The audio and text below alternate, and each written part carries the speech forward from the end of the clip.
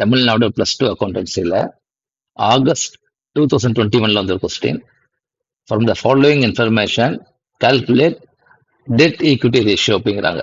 Dead equity ratio ஓகேயா, அதாவது டெட்டுக்கும் ஈக்விட்டிக்கும் என்ன ரேஷியோங்கிறது. ஓகேயா, சரி.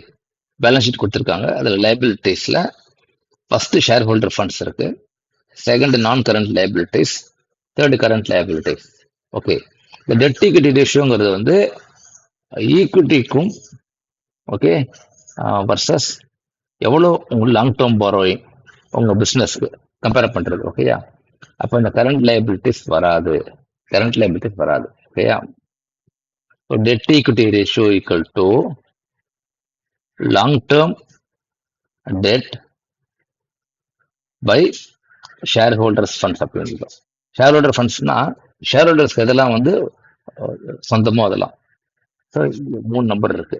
ஓகே, ஸோ இங்கே long term debt equal to 80,000. அது ஒன்று தான் இருக்கு, debentures borrowing. Okay, shareholders funds equal to இது ரெண்டுத்தையும் ஆட் பண்ணீங்கன்னா so 1,60,000. So debt equity ratio equal to 80,000 by sir என்ன சார் மீனிங் அப்படின்னா, உங்களுடைய ஒரு சொந்த 1 ரூபிக்கு ஓகே 1 ரூபிக்கு you have borrowing of 50 paise, borrowing of 50 paise borrowing அர்த்தம்.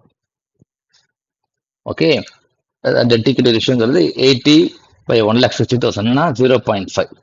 ஸோ உங்கள் 1 ரூபி ஓன் மணிக்கு ஓகே 50 பைசே பாரோயிங் இருக்கு. ஓகேயா, தேங்க்யூ.